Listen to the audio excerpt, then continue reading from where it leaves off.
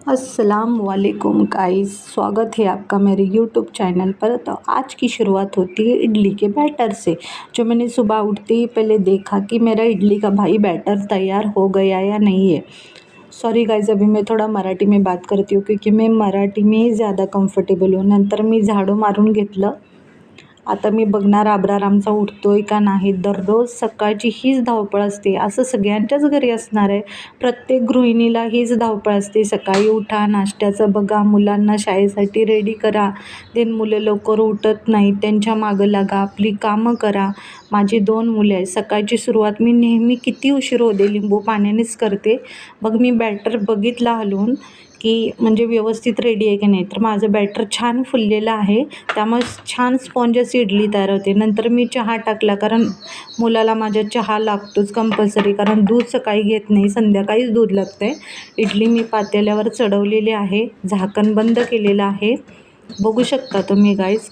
आता बघूया कशी इडली बनवून तयार होते। अब्रार उठलेला आहे, त्याला मी ब्रश करून देत आहे, कारण सकाळी मुलं खूप कंटाळतात उठायला। नंतर मी त्याला चहा दिला, बिस्किट दिलं, म्हटलं थोडंफार तरी खाऊन घे। नंतर मी त्याला स्कूलसाठी रेडी केलं, कारण आज वेडनेसडे, आज त्यांचा स्पोर्ट ड्रेस असतो।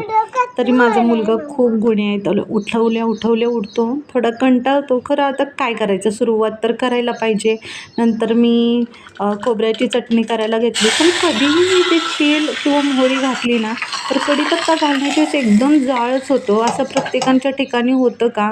नंतर मी माझी इडली बघितली, इडली एकदम छान सुपर स्पॉन्जी अशी झालेली आहे, कारण बॅटरच छान फुललेलं होतं। नंतर मी अब्रारचा टिफिन पॅक केला, छान असं मी त्याला चटणी, कारण तो तिखट सांबार खात नाही, त्यामुळे फक्त त्याला चटणी दिली।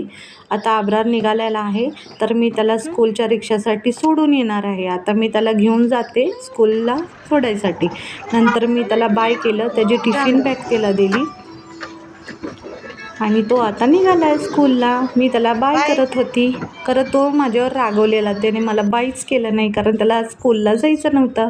मग माझी मुलगी उठली, तिनं झाडांना पाणी घातलं। बघा आजचा व्ह्यू किती छान झालेला आहे, असलं वातावरण असलं ना की खूप खरंच छान वाटतं। नंतर दिवसभर तर खूप ऊन आहे अजून सांगलीमध्ये।